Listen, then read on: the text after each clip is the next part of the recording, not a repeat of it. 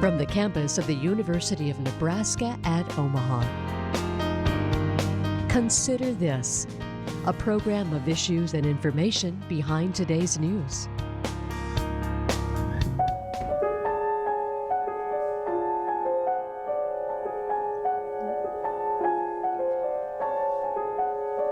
Inside my dream,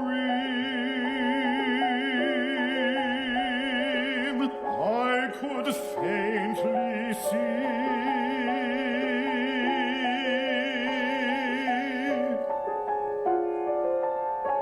a man who looks so much like me.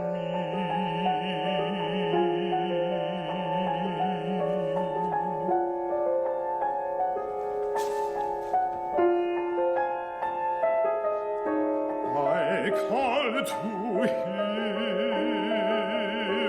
he spared me no glance.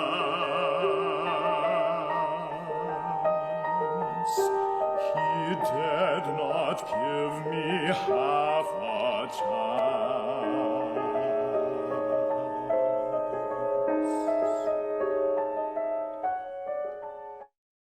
Hi everyone, I'm Kathy Wyatt. Welcome to the 25th season and this week's edition of Consider This. Our topic, setting poetry to music. Joining us to talk more about it are Lauren Medici, Director of Engagement Programs at Opera Omaha, Pat McAvoy, a core teaching artist with Nebraska Writers Collective, and Phoenix Nels, a student poet from Millard South High School. Thank you all so much for being here and welcome. Thanks for having us. Thank you. You bet.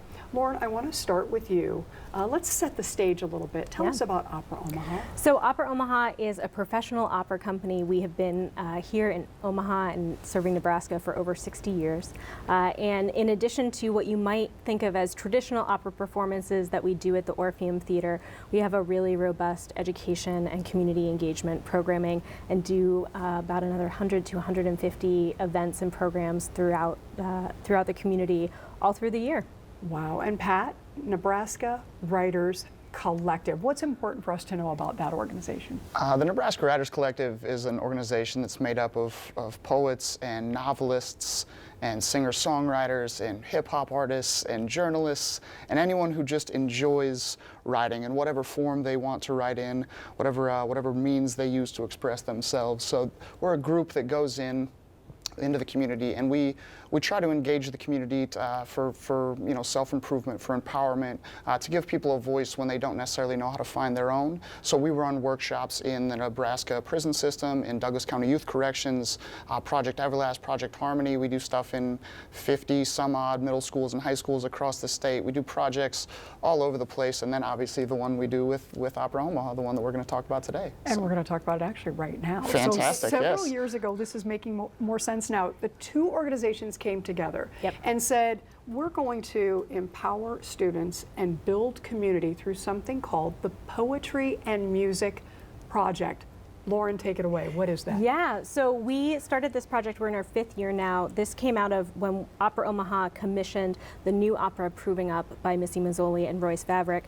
We had a really great opportunity to really talk about the writing and writing music and setting words to music. And so we partnered with Nebraska Writers Collective to create the Poetry and Music Project. And it was so successful in that first year with that one project that we have now brought it back annually and are now in our 5th year of doing this project together with Nebraska Writers Collective, and it's just deepened and grown every year. How cool is that? Now, Pat, you recently selected 11 students, and we're going to be talking about them and actually meeting one.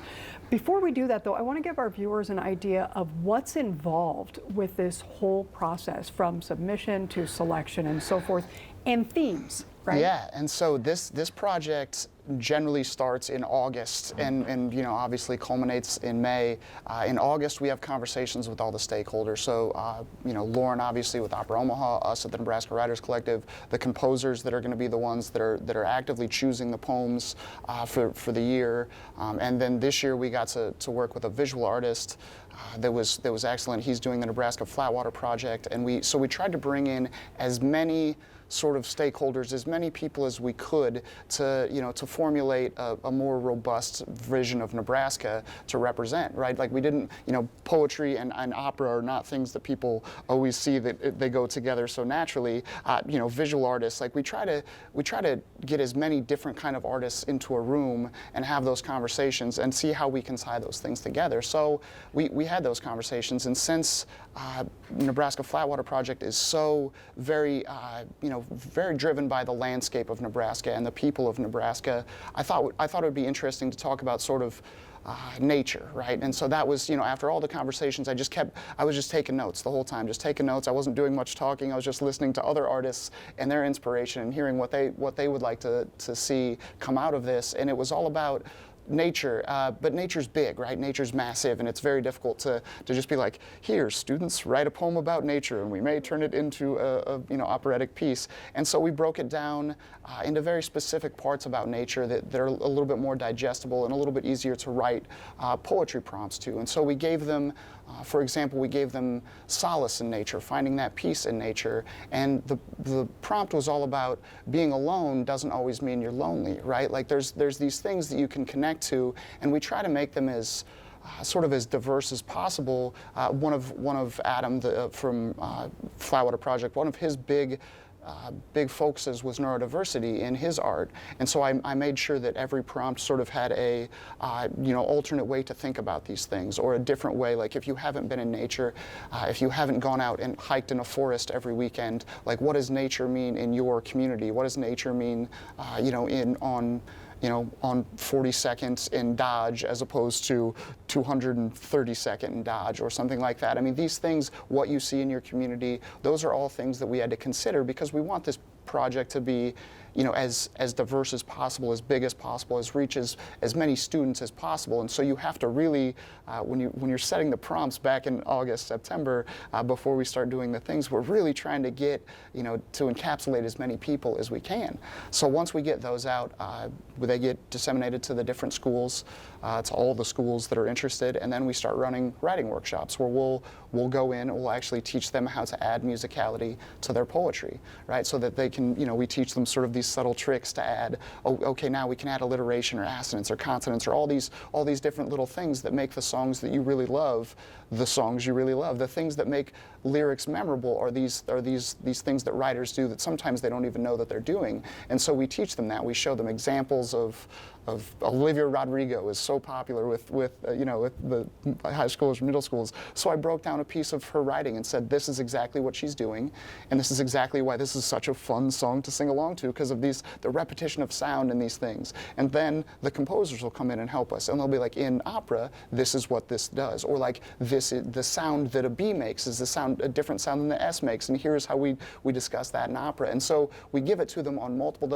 different levels, but we also give it to them in a way that's so very much relatable to them, and so that they can hear that, they can see that, and then they can start writing whatever it is they want, that they want to talk about based on the themes and the 5 prompts.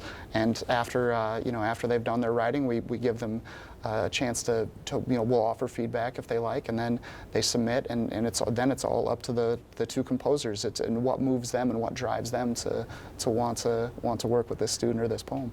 I love that you generate all that interest, and then at the same turn I'm thinking, who's on the receiving end of all of those submissions, right? So awesome that you were able to reach that many students in the way that you were able to reach them.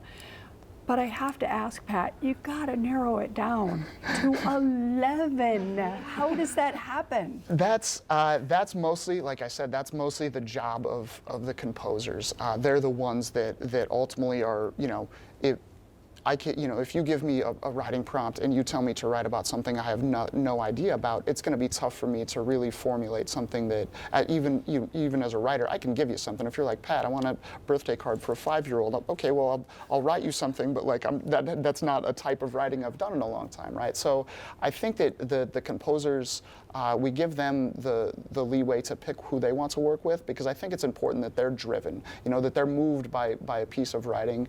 And sometimes it's a line, sometimes it's a paragraph, sometimes it's the whole thing. Sometimes they find a bit of themselves in the poem.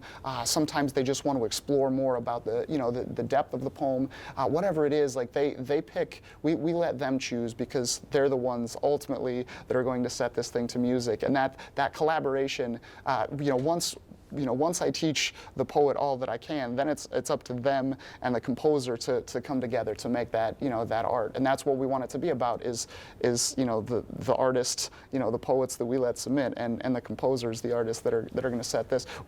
In the past we've had students that were like, no, you're going the wrong way with this. We've had students correct composers in what they were interpreting in their poems, and that's the kind of ownership we want to see. That's the kind of the advocacy, like you're fighting for your poem, and you know exactly what you meant, and you're not going to let someone twist it, and that's exactly what we want to see. So it's been an excellent program. What a journey. All right, so we're going to put up names of the artists you mentioned in just a minute, but first, the stars of our show, right? We're going to put the 11 student names, poetry, or their titles to their poems, as well as the schools they're representing. So as we put that up, Pat or Lauren, what are you thinking? What's important for us to know here?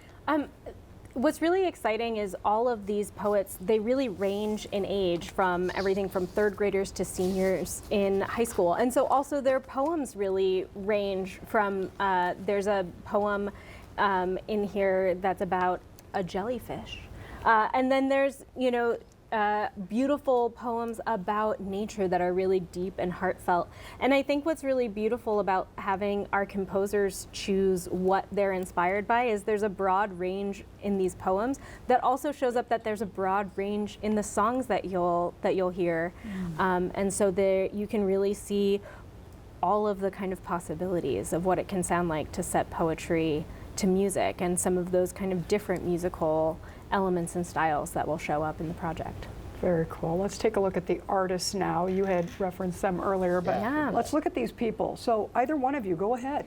Yeah, so Alexis Lamb and Matt Brown are our composers for the project this year. They're both professional composers and are working all over the United States.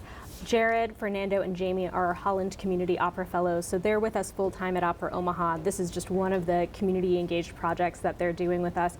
Jared and Jamie are singers. They'll be singing all of the pieces. Fernando is a writer and a poet, and actually also works with Nebraska Writers Collective, but now he works with us full-time.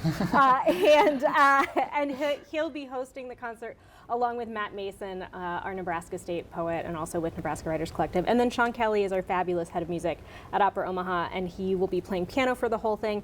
And then also, all of these people are really instrumental in the workshop process, and really in thinking about what does it look like when this is in process, when the creative process is happening, when that collaboration needs to happen, when something doesn't feel quite right and we need to make adjustments. That's an important part of this project too. Well, and of course, the most important part is our student poets. And we Absolutely. do happen to have one here today, Phoenix Nels, who is from Millard South High School. I have to ask, because this is a pretty big moment for you, where were you when you found out that you had been selected? I was in my AP language class, where my teacher, who had given me the information for the opportunity, was right in front of the class, and I had opened my laptop, and I very visibly had a shocked expression in my face. She was, "Are you okay? Is everything all right?" And I'm like, "My poem just got selected," and I was over the moon. I was absolutely blown away that I would even be considered for such an incredible opportunity. Wow. Okay, I have to ask too, when did you become interested in writing? Well, we all do the poetry unit when we were in elementary school, just writing quick little haikus or anything in that regard. But I didn't start writing poetry until about my freshman year of high school, is when I started recognizing that I could turn emotions and experiences that I had had into words to convey them in a way that could make them palatable not only to me, but to perhaps an audience. And so I ended up just composing on my own free time, and we have such an excellent English program at Millard South High School. And my sophomore English teacher, Holly Hartel, sort of just found that I had been writing poems in my spare time and encouraged me to publish them in our internal poem publishing newspaper, Lit Fly. And then transferred that on to Amber Wormington, my current English teacher, and it went from there. Wow. Now, when you are sitting down, now how do you do this? Do you write it out? Do you type it out? I mean, when you have a poem in mind, how is it that you are putting all of that together? I normally end up finding a sentence or a quick phrase that sticks in my mind, and I end up finding that as the node of the piece. And I'll end up just jotting it down, whether that be on my phone or my math notebook, and then I'll take it later and I'll sit down and I'll go, what am I feeling here? What is the story here that I'm trying to tell? And it goes from there. I really don't have any formal process. It spills out of me. Now, you mentioned that you had been inspired by maybe some things that had happened to you. You don't have a real big past. You're a junior in high school, but you do have a past nonetheless. Where do you draw your inspiration? What is that for you, Phoenix? I draw my inspiration from the stories that I see in my life, either the ones I am a part of or the ones that I see in conventional stories or just my life in general. I love being able to draw from the experiences that we all have and turn them into specific, just avenues for I feel like I've lost the plot a little bit, but what I end up doing for poems is I see a scene. I see a scene or a feeling or something I want to articulate, and I try to create it into a piece, whether that be lyrically or emotionally. And that's where I start from, and that's where I draw all of my emotion from. So let's start maybe here with a little background. You wrote a poem called Sea. Yes. Okay. Take us back to that time when you thought, this is going to be good. I'm going to sit down and put this together. How does that start for you? Quarantine was a very difficult time for a lot of us. It was a very emotionally distant time, but it was also one where a lot of extra work had been put on a lot of our shoulders, specifically within the arts. And I'm our drama president, so I was feeling it absolutely as well. We couldn't express ourselves in the way that we used to. And so I remember sitting, it was pretty much alone one night and thinking about something that my mom had said. She's a teacher at Millard South, and it was also an alienating time for educators. And she said, when all of this is done, we're going to live by the sea. And that struck with me. And I ended up creating the poem based on the experiences that we had had together and the back and forth about, when all of this is over, we'll live by the sea.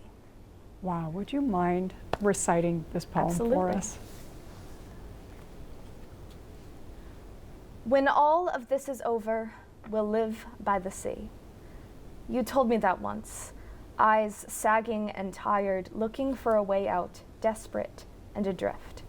A quiet resolution as winter took the breath from your lungs. It was never a fiction, but a simple truth you held in your bones, and ever since I was young, as you told me, as I knew, we'd live by the sea. I would toddle on warm beaches wrapped in the embrace of the water, and you would smile in the sunlight. I would be able to fall in love with the waves as they washed the wrinkles from your face. This place has made misers of us both because you are not made for the cold, just as I am not made for the land. We are mariners without a vessel, with words lining our salt-laced lips. When all of this is over, we'll live by the sea. Beautiful. Thank you. All right, Pat, give it to us from your perspective. That was amazing. Absolutely. Yeah, I mean, so when I write these prompts, I have no idea who's going to, whose hands they're going to be put into. I just hope that whoever's hands they do find themselves in can do something with them as beautiful as that, and we try to, again, we try to broaden as many, we want to see as many schools involved, we want to see as many students involved, as many, we want to make this thing as big and awesome and diverse as possible, but the thing that, this is the payoff, right? You start the work in August so that you can hear a minute-long poem or read it in the book, and then you get to see it on stage. And it's you realize that I wasn't doing anything that impressive when I was her age, right? Like I wasn't writing that well, and I teach it for a living now, but I wasn't doing what she was doing at that age, and that's what makes you want to keep doing it and keep running the program, because it's so impressive. So we take this now to the next level. We're going to put music to this. Phoenix, you have this beautiful piece, right? Everybody loves, inspired, just awesome. And now we've got to put this thing to music, right? So talk to us about what it was like to work with a composer and take that. It was marvelous. So what we do in the program is I put the words down, the poem selected, and then I get to meet with the composer once with our performer and our pianist, and I get to hear it. I get to give my own thoughts, see if there's anything that needs tweaking, and then we go from there. But the first time I heard the composition, it was stellar. I felt the crests and the troughs of the waves, but I think most importantly, I found my mom in the music, which was, I think, the most important part of this poem. Okay, that is beautiful.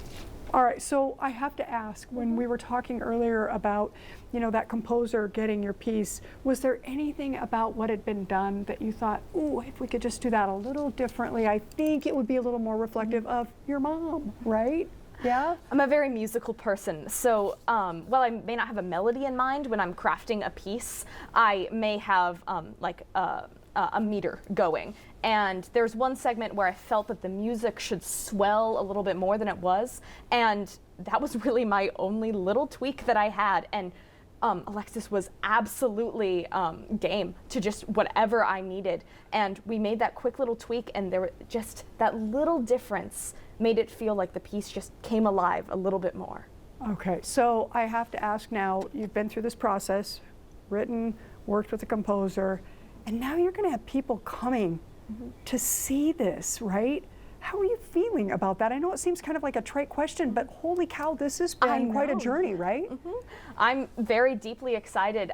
It's my poetry, my poem that I take time on. It's a very solitary way of expressing myself. And so it's something that my friends and my family don't really get to see. So being able to share this piece of me, this part of my personality that isn't as public, is a little bit scary, but a little bit exciting as well. Okay, next, what is next? You're a junior. So you think you're going to continue writing, and are you going to take that and do maybe what Pat is doing and kind of apply that to your professional life? What are your thoughts in terms of what's next for Phoenix Nels? Of course, I want to continue writing poetry, but what I want to go into is archival work. The ability to see documents and pictures and be able to create a story and a narrative of here's what happened in the past and here's how it relates to you is very strong and something that I really could see myself doing for the rest of my life. How did this particular experience play into what you just said? I'm a natural storyteller. You have that with theater, you have that with poetry, and being able to see that people from all walks of life, opera, poetry, can turn just a piece of mine into something so stupendous. It was a wonderful experience and something that I'm definitely going to keep with me the rest of my life. All right, so what would you say to young viewers watching this program right now who are thinking, I've always wanted to do what she's doing? What would you tell them? Writing is not conventional. If you write your favorite piece at 3 a.m. in your bed, that's fine. Not everyone is up at a writing desk with a quill. Poetry is what you make of it. It can be modern, it can be weird, it can be you. That's what's most important, just putting it out there and seeing what you can create. Very cool. Well, we're all going to see what 11 students created alongside these composers that we've been talking about. Lauren, tell us about this upcoming. Yes, you can see Phoenix's piece and the other 10 pieces performed at the premiere of our Poetry and Music Project concert at the Benson Theater on Saturday, May 14th. We are so excited to have that concert. If you can't make it to Benson on that Saturday, it will also be live streamed, so you can register on our website to get the link to see it live streamed. It will also be recorded, and we'll release some recorded versions of the music later on as well. So that will live on our website, and you can go back and play over and over again your favorite piece from the Poetry and Music Project concert.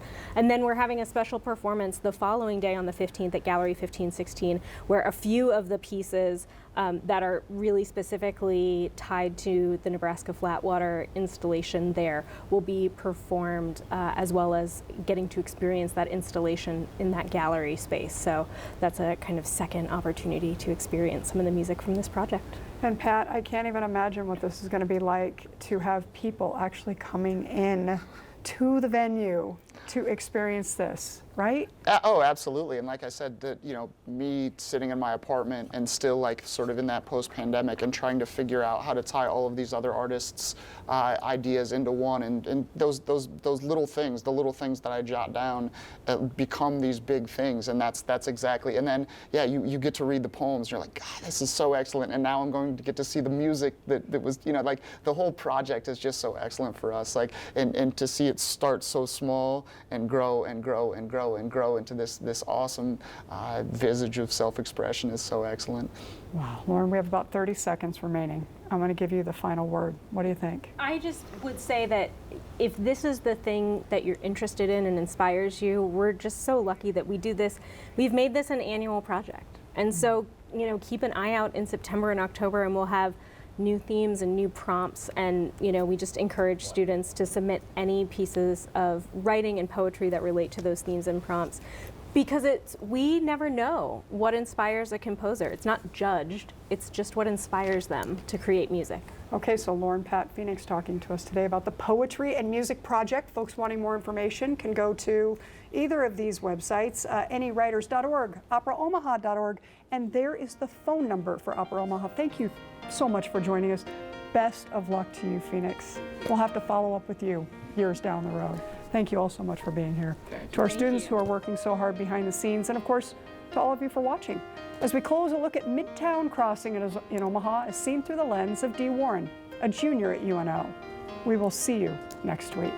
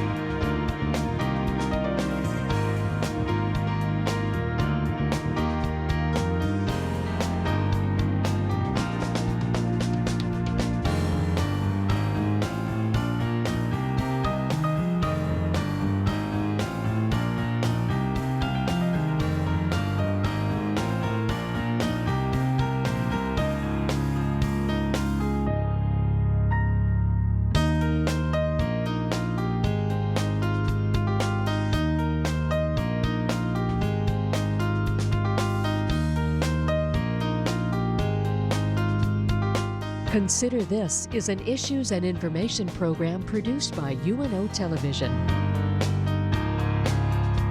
More information and program archives can be found at nebraskapublicmedia.org/considerthis. If you'd like to share your comments about this program, call UNO Television at 402-554-2516 during regular business hours, or send an email to cwyatt@unomaha.edu.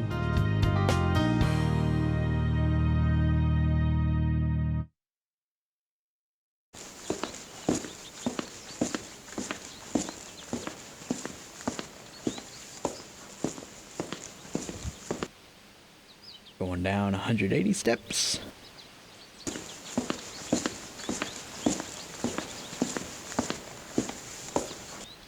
Going up 174. Wait a minute. I must have missed a step or two.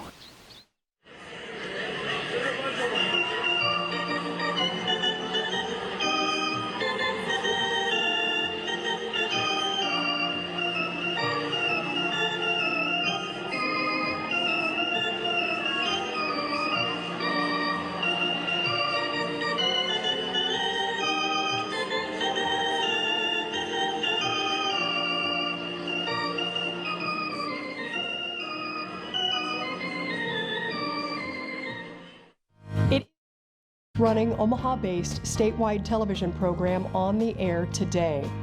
Hi everyone, I'm Kathy Wyatt, producer and host of Consider This. Now in our 25th season, we wish to acknowledge those who have made this educational journey possible. Our guests, underwriters, student crews, the Knowledge Network, the University of Nebraska at Omaha, and of course, viewers just like you. Thank you for watching.